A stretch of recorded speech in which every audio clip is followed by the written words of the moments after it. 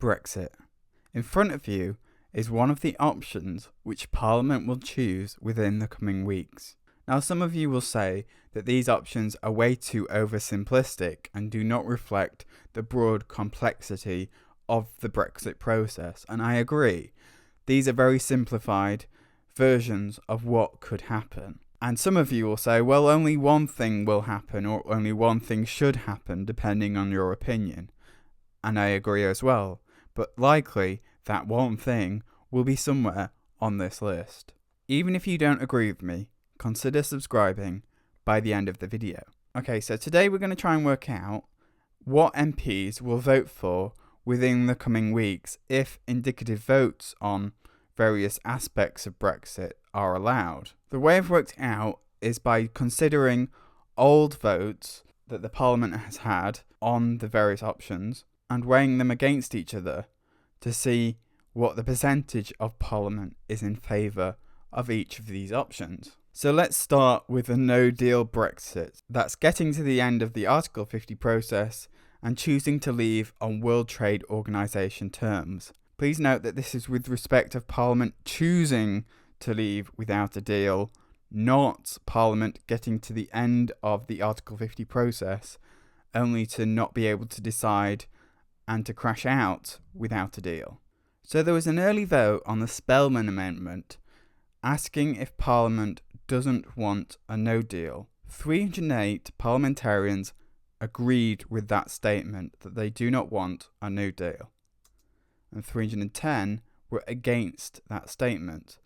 Out of the people that were in favour against a no deal were 245 Labour MPs, 17 Tory rebels, all 35 SNP, the 11 Lib Dems, 4 Plaid, 1 Green and 5 Independent. Out of those that were against that were 295 Tories, 3 Labour rebels, 10 DUP and 2 Independent. Then there was a motion that Parliament doesn't ever want a no deal. This was the Spellman Amendment a bit further on. 312 parliamentarians voted in favour of that, in favour of never having a no deal, and 308 voted against it. Then there was an amendment that said that the UK should not leave the EU on the 29th of March without a deal. 321 parliamentarians were in favour of that statement, and 278 were against it because it was specific to the 29th of March. And then finally, there was the Malthouse Compromise, which offered to trade under World Trade Organization rules,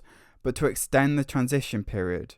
It offers to pay the $39 billion and therefore negotiate something extremely basic on World Trade Organization rules. 164 were in favour of that, and 374 were against it. Meaning, out of all those votes, 44% of Parliament are in favour of a no deal, and 56% of Parliament are against a no deal.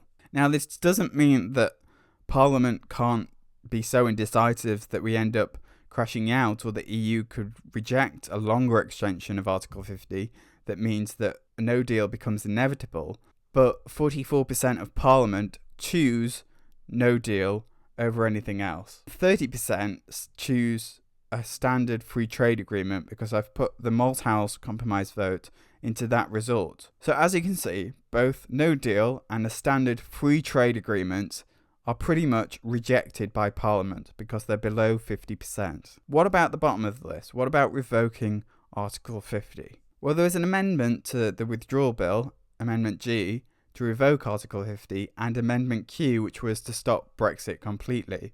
They were tabled by Angus MacNeil of the SNP, but they weren't selected by the Speaker. So there hasn't really been an amendment on revoking Article 50 as yet, but what we can do is look at the parliamentary numbers in terms of party politics and work out which parties would be in favour of revoking Article 50 and which parties would be against. So out of those numbers, I predicted that 87 parliamentarians would be in favour and 554 would be against, which is probably why the Speaker didn't select this amendment. Out of those in favour would be all 35 SNP MPs, the 11 Lib Dem MPs, maybe some Labour rebels, maybe more than that, but 15 or more, 4 Plaid, 1 Green, and let's be generous and let's give all 21 independent MPs in the for section. But in the against were people that sat on mandates in the 2017 election to deliver Brexit and leave the European Union,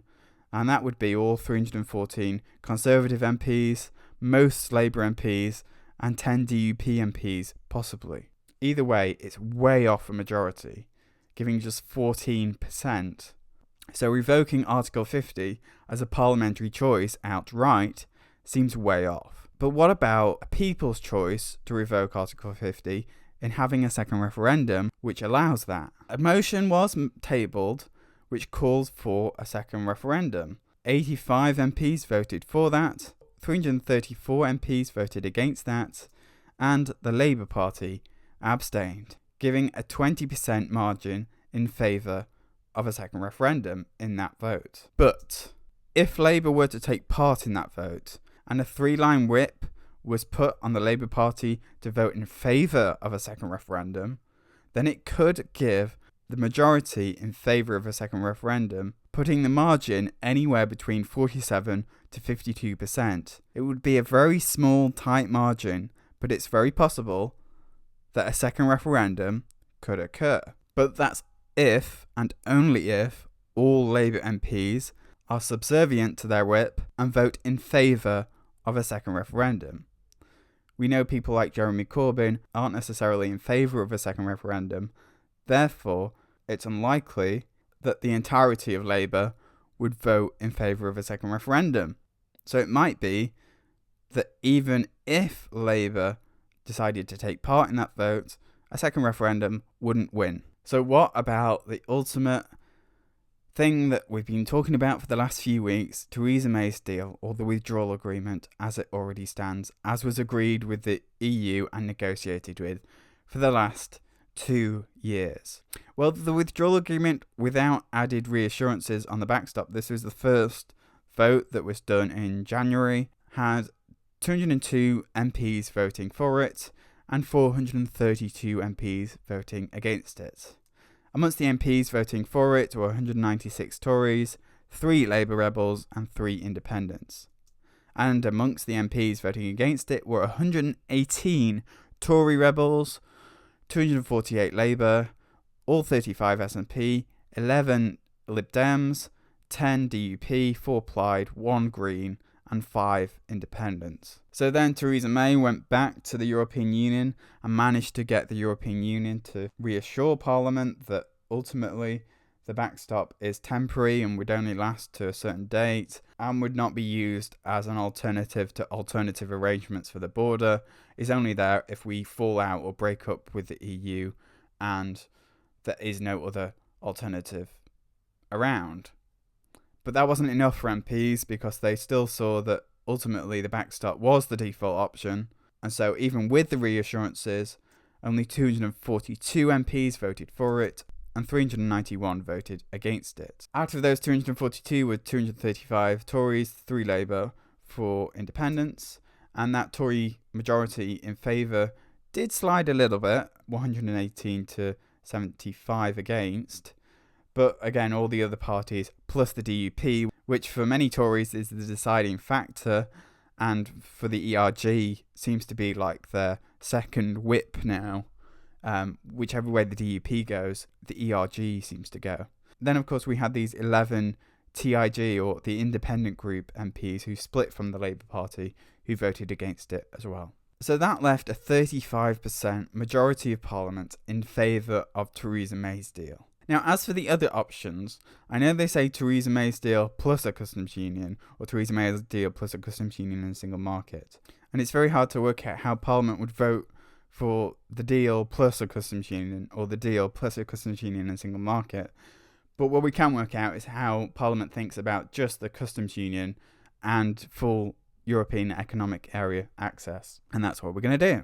So there was a motion that the Lords amended requiring the government on what steps it was going to take to negotiate a customs union, and 296 MPs voted for that, 326 MPs voted against that. And there was another Lords amendment requiring the government to negotiate a customs union with the EU, 298 MPs voted for that.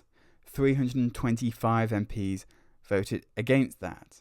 And finally, there was a Labour amendment requiring the government to give Parliament a say, so that the deal ended up being supported by the 5 or 6, as it was then, Labour key tests, which included a customs union and strong single market alignment. 240 MPs voted in favour of that, and 323 MPs voted against that. So out of all those votes, we can conclude that 46, that's quite a large majority, 46% of Parliament are in favour of a customs union, which might go some way to explaining why Labour aren't necessarily going for a second referendum. A second referendum all depends if the entire Labour Party support it, and of course if the entire Labour Party doesn't support it and it doesn't win a majority in the House, then they could be seriously embarrassed and suffer at the next election.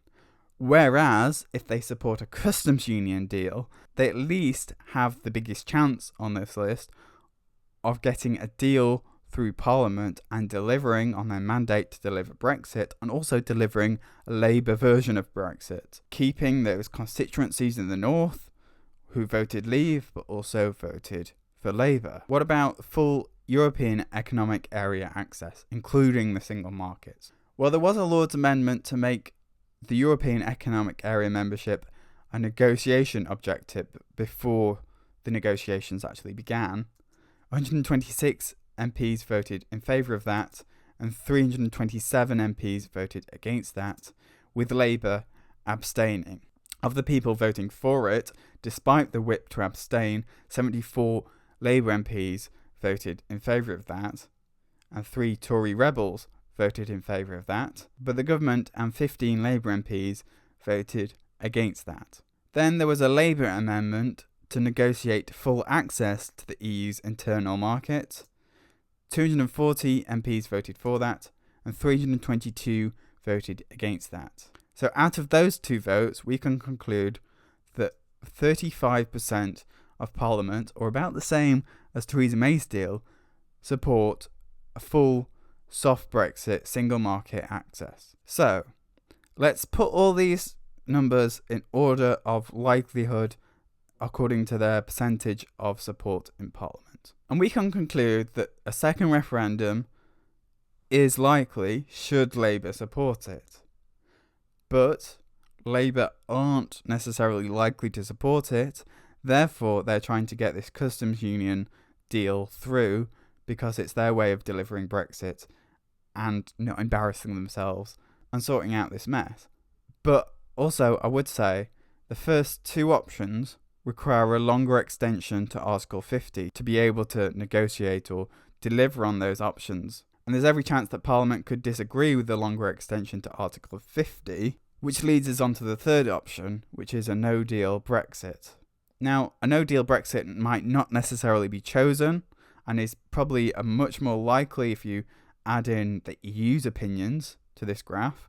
So if a longer extension is disagreed by the European Union, then Parliament would basically be given a date of when we're going to leave and have the choice, do you want to leave without a deal or do you want to revoke Article 50? And according to the way Parliament has already voted, they'd be more likely to vote for without a deal. But then there's always either Theresa May's deal, which is already made, already there, you don't have to extend Article 50 beyond the 22nd of May. Then, of course, there's the super soft Brexit option, which means accepting all the EU rules and accepting free movement of people and not being able to make trade deals outside of the European Union, which has a 35% approval rating. And then there's a really stripped down free trade agreement, which doesn't necessarily guarantee benefits to EU citizens or doesn't necessarily guarantee access to the European market, and itself would most likely need a long extension to Article 50 or a transition period to negotiate, and that has a 30% approval rating in Parliament.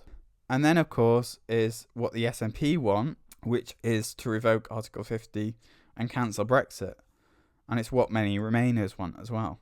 But for a parliamentarian who might have sat on a Leave mandate, the better option for them is to offer a second referendum with an option to do that. That's if Parliament as a whole can agree that, and of course that's why it's in grey. But what's interesting is that we've got the opposition commands 46% of Parliament with their customs union deal.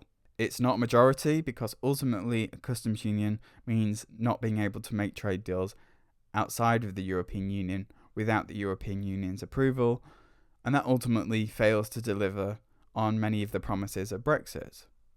Then you have the Prime Minister's deal in the government at 35% approval of Parliament. The Prime Minister's deal doesn't command a majority because ultimately the backstop means that we could be stuck in a customs union, which doesn't command a majority, in the event of the backstop, which leaves us with the two risks of a second referendum, which is risky politically, and a no deal, which is risky economically. And then we're back to square one. So out of this list, I still feel that because of what the European Union feels, a no deal Brexit is probably a likelier outcome, or a soft Brexit that involves a customs union should the European Union agree to a longer extension. But do you agree with me? Join in the debate below and subscribe.